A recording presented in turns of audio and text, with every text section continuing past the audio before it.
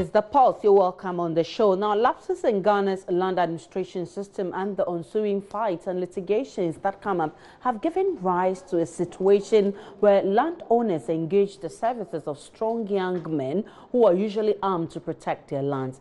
They're usually referred to as land guards, and there are several gangs across the country. Their job is to guard the lands of their paymasters against all encroachers, entities, or individuals who may lay claim to the land. Now, JoyNews Latif Idris has been finding out about the operations of these land guards as part of our latest hotline documentary, Land Wars.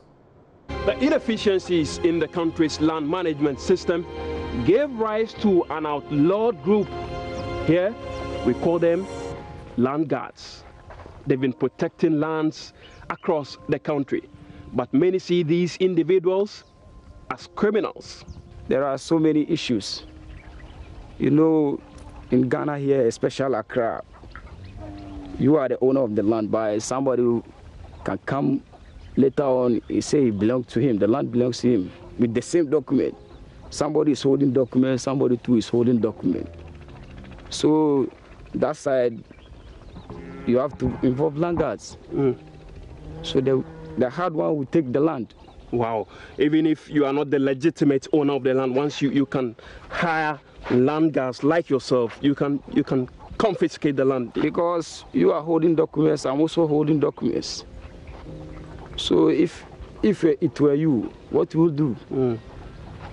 Because when you take the matter to police station or to court, it will take some time. And you want to develop the land very urgently because there is a problem on the land. So you have to bring in land guards to protect the land. As we are working day and night, we have been here, we sleep here, we do everything here. How helpful have these informants been to your business? I must say, to your outlawed business. Why did you say outlaw? Why? It's outlawed, isn't it? When there is no job in the system, how do you do? You find your own job to survive. So I don't think it's outlaw. The government and the police people are misunderstanding. The people who understand the job, if they come on their side, they don't disturb us. But we have some of your colleagues who go about hitting people, slashing people with cutlasses, hitting people with cudgels, shooting and killing. That makes your job unacceptable, to put it bluntly. Ion? This is an interesting question. You know, in everything, there is bad, there is good. Okay. Even within your sons or daughters, there is bad girl, there is good girl. So anything, you cannot find him 100%. We cannot say we are perfect, but in anything, there is good and bad. That is what I can say. Away from lands and land guards, it came as a big blow to government when IT experts revealed the software hosting Ghana's Hype digital address system was defective and open to abuse. Many were worried that criminals could access the information from the app and use it against them. Well, that was last week. Today, government has launched a massive fight back to that claim. In fact, its agency responsible for the rollout of the new GPS system, Ghana Post, are dismissing the claims. They say the system shows now new signs of entry from a third-party source. Any attempt to hack into the system will be treated as a criminal case. Deputy Managing Director in charge of Finance and Administration, Kwekut Tebian Ponsa, has been speaking to Presidential Affairs correspondent Elton Brobe. So the Ghana Post GPS was launched some few days ago, almost 2 weeks ago, and it is to afford people the opportunity to have their own digital address system.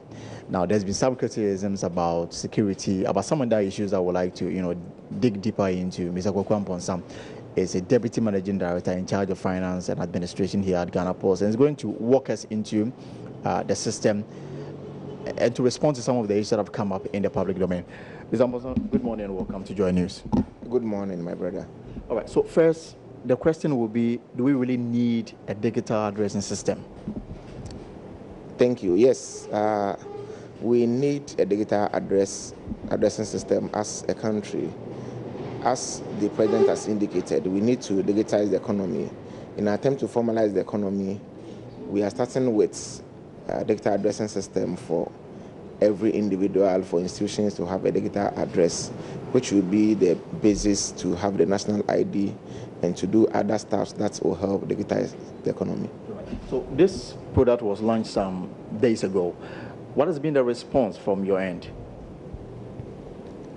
It's been great so far. We've had a lot of people downloading the app, and we're excited that people are interested in knowing the app and want to use the app. We will want to engage as many people as possible to make sure that every Ghanaian everywhere in the country knows about the app and can use it. So, question is this new or this one an existing app that has just been renamed? For us, it's a new app for Ghana. We've never had a digital system. The app is the front end. There are other gadgets at the back end to store and keep addresses that will be used by Ghanaians. This is the first of its kind in Ghana. There could be some elsewhere outside Ghana, but this is the first of its kind for Ghana as a nation. I asked that question because there's been some criticism in the media about the fact that what we have already existed, we've only renamed it, and it cost the taxpayer almost $2.5 million. How do you respond to this? Okay. We've also heard that, but my comment on what you're asking is that Vocacom, the supplier, had its own application which it developed at a cost it determined. Okay.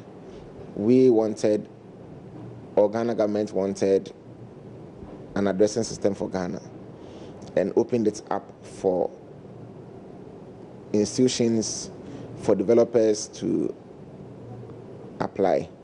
Okay. We got a couple of institutions applying. We went through national tendering and we ended up with the Vocacom one. Okay. The Vocacom as a company had mapped even beyond Ghana, but we were interested in having a system for Ghana, which we call the Ghana Post GPS. Right. And so this 2.5 was actually for the contract itself, the $2.5 million. In Ghana cedis, it is 9.9 million Ghana cedis. There are a few cedis, it's now up to 10 million. For convenience, at a point, it was converted into dollars, but the actual sum is 9.9 million Ghana cedis, which includes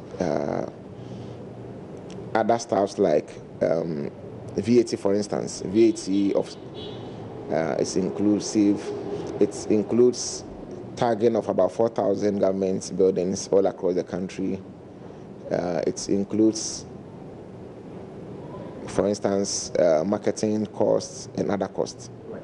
But we've also been told of another 3.5 million Ghanas that is doing the rounds. And for some people, it is a publicity fee. Is that what it is? It's for marketing and other campaigns that is embedded in the contract. So it is not outside the 9.9 million cedis. And why is that different from the original cost?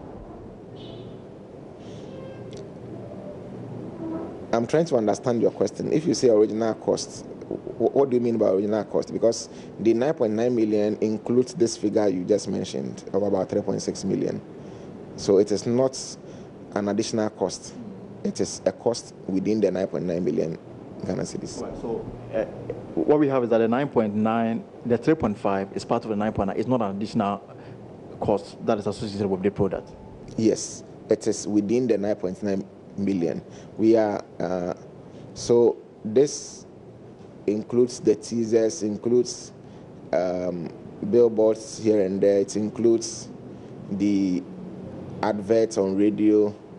Part of the cost, part of the money is going to be spent by NCC to do campaign to educate people throughout or the country.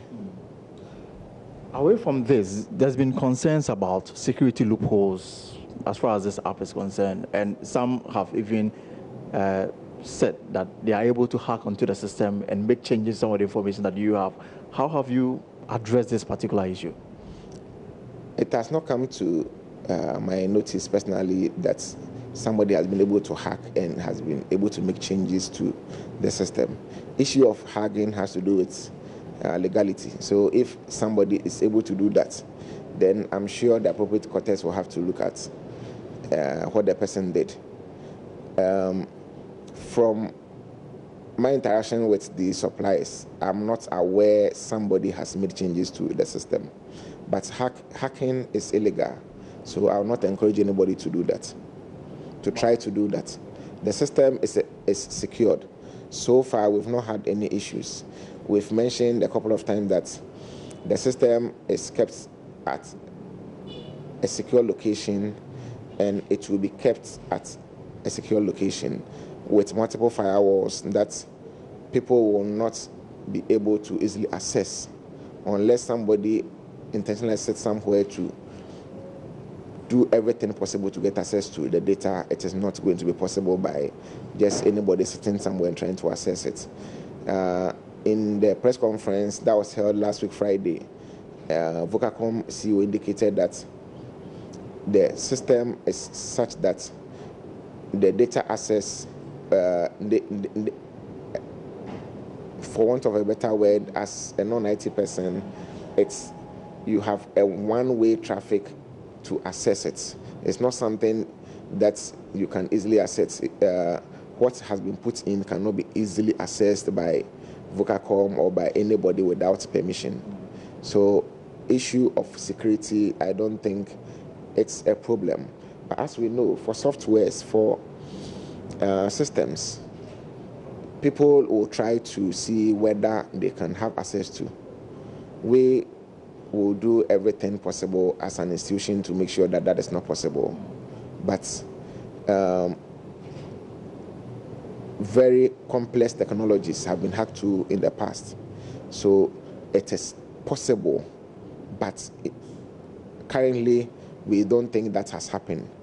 And we'll do everything to make sure that it doesn't happen. I asked that question because on radio, I heard somebody who claims to be an IT expert say that he was able to go into your system and actually tamper with some of the information that you have in the system, giving indication that the system may not be as rigid as you have put forth and told Ghanaians. The system is rigid, but the use is flexible. It has been designed such that it will have users can easily use it, okay, but the back end is well protected and very solid.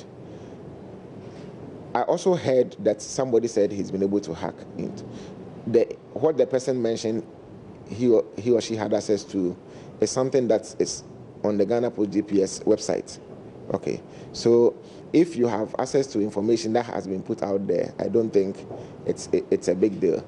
But so far, we don't have any records of anybody hacking into the system.